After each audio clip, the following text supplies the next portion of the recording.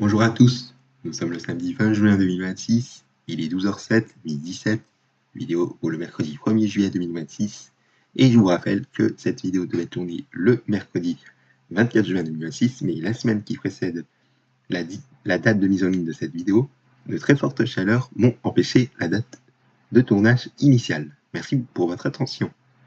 Donc aujourd'hui c'est la 88e archive de MotoGP, il me semble.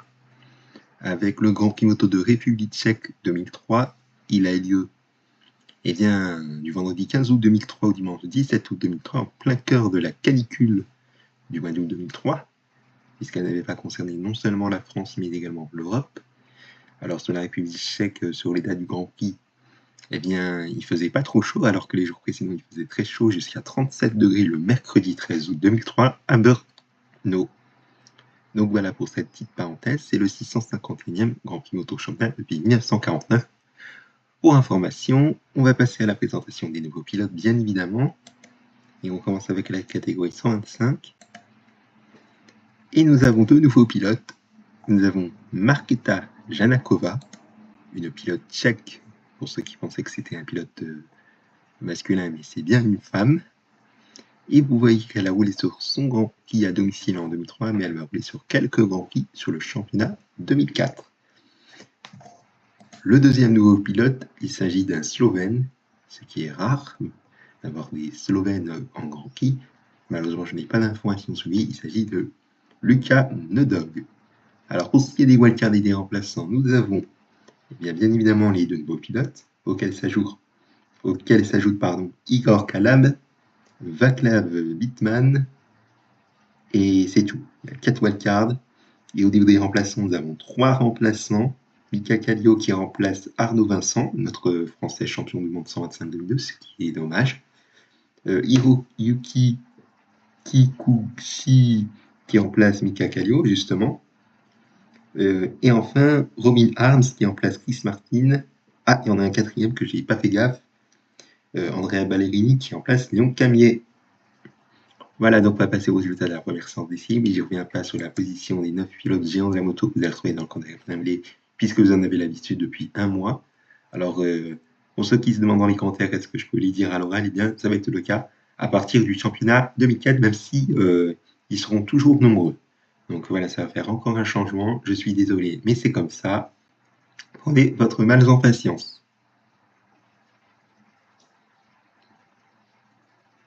Voilà, alors juste avant de montrer les résultats de la première séance de qualification libre, les résultats de la première séance de qualification libre, vous voyez que les deux derniers qui sont Max Sabatini et Andrea Ballerini, eh bien, ils sont au-delà des 15 secondes bien temps, ce qui signifie qu'ils sont quand même classés malgré le fait qu'ils soient au-delà des 107%, à 19 secondes 820 millièmes pour Max Sabatini et à 20 secondes 65 millièmes pour Andrea Ballerini.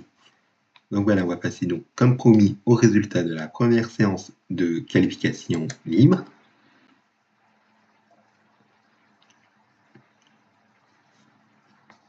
On va passer au résultat de la deuxième séance d'essai libre. Et il faut le noter que Casey Stoner n'a pas fait de chrono, peut-être blessé sur la journée du vendredi, c'est à voir en tout cas. Et sachez que si je mets NC, que je mets NC, ce qui suit qu'il y a un pilote qui n'est pas dans le classement, qu'il est au-delà, qu'il est pas dans le classement, c'est-à-dire en dehors des 107% sur les séances de qualification libre, je mets NP, sachez-le, DNS plutôt, s'il y a un pilote qui n'a pas fait de chrono ou qui n'a pas pris le départ lors d'une course. Donc notez-le bien.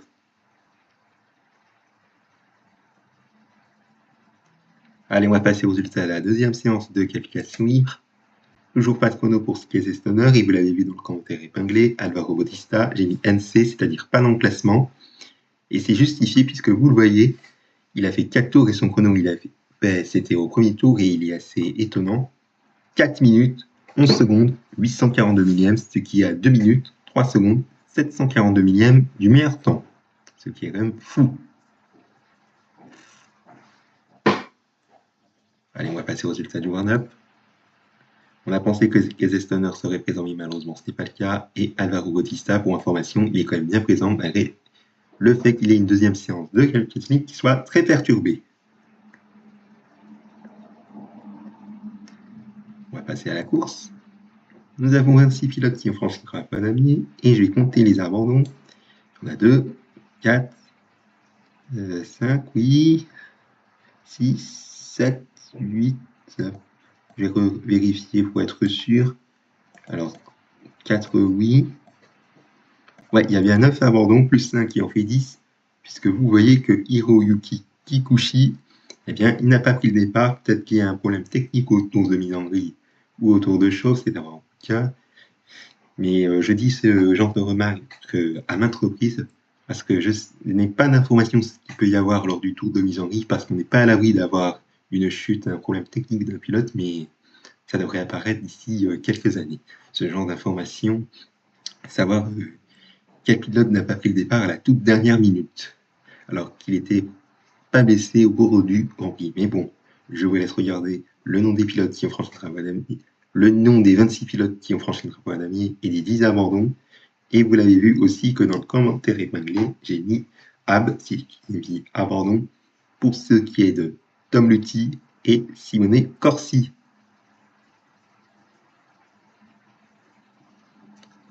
Voilà, on va passer aux informations de la course.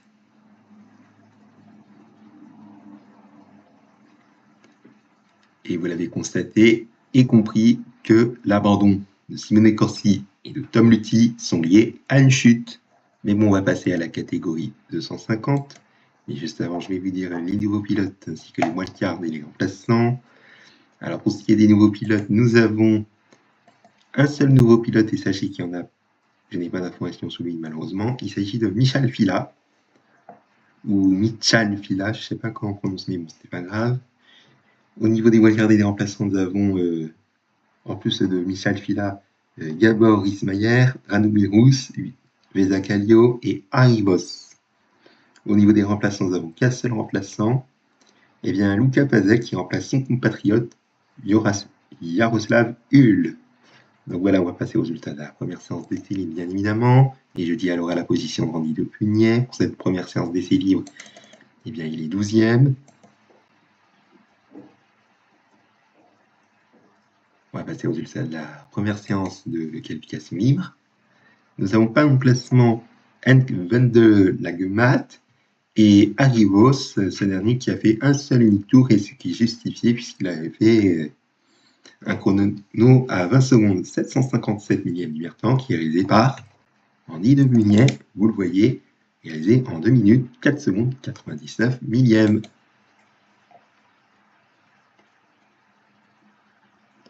On va passer aux résultats de la deuxième séance d'essai libre.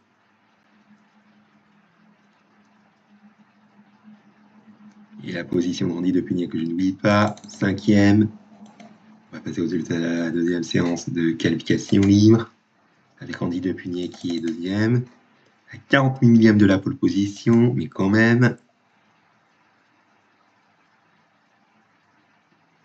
Allez, on va passer au warm-up. 3e pour Randy Depugnet.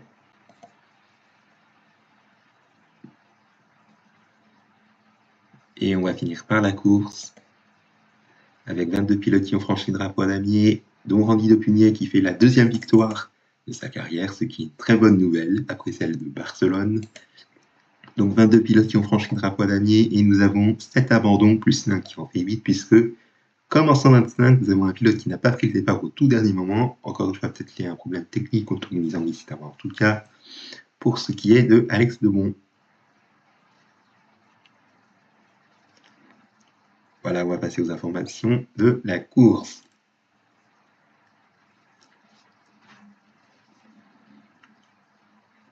On va passer à la catégorie MotoGP pour terminer. Avant de vous montrer les résultats de la première séance d'essai,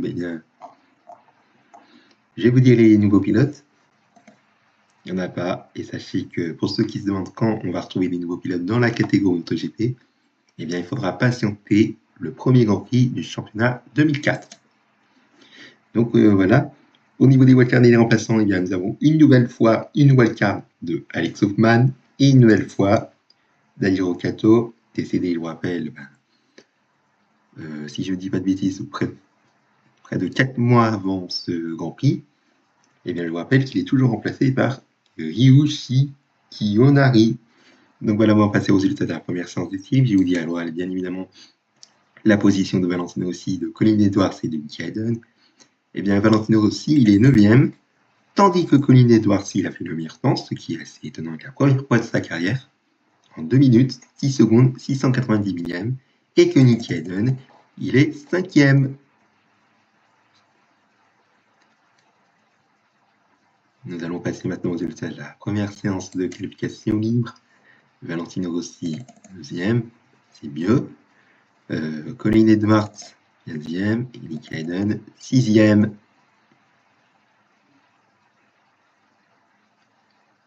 Passer aux résultats de la deuxième séance d'essai libre. Valentino Rossi qui fait le meilleur temps en 1 minute 58 secondes 840 millièmes. Colin Edwards, il est 13e et 5e pour ce qui est de Nicky Hayden. Nous allons passer maintenant aux résultats de la deuxième séance de qualification libre. Encore le meilleur temps pour Valentino Rossi, bonne nouvelle. Colin Edwards, il est où? Il est 12e, ce qui est bien, et 7e pour ce qui est de Nicky Hayden.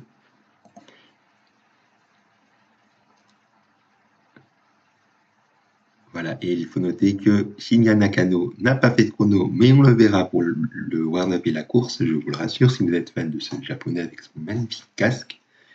Et que Jeremy McWilliams, vous voyez que son chrono, il est au-delà des 107%, ce qui fait qu'il n'est pas en classement. 3 minutes, 29 secondes, 589 millièmes avec un seul et unique tour, ce qui est justifié. Et d'autant plus que c'est à 1 minute 30 secondes, 820 millièmes du meilleur temps. Mais bon, on va passer aux résultats du warm-up. Bien évidemment, avec 5e pour Valentino Rossi, 13e pour Colin Edwards et 4e, soit 22 millièmes, 90 millièmes plus vite que Valentino Rossi pour ce qui est de Nicky Hayden.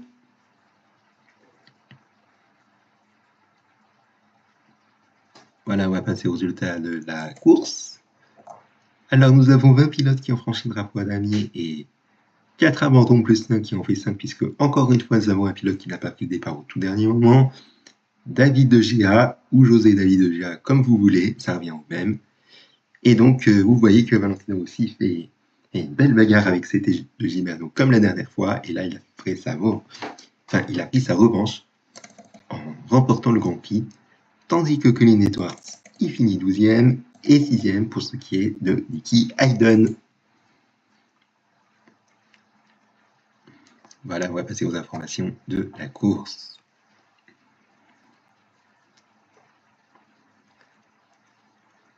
Voilà, et vous l'avez constaté qu'il n'y a eu aucune chute pour ce qui est de ce Grand Prix de République tchèque moto, au cours de ce Grand Prix moto de République tchèque 2003 en catégorie MotoGP au cours de la course, ce qui est rare.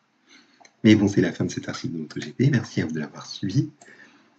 On se donne rendez-vous la semaine prochaine avec le retour à la normale pour ce qui est du tournage vidéo, je l'espère en tout cas. Avec lundi, le Grand Prix moto du Portugal 2003, pardon.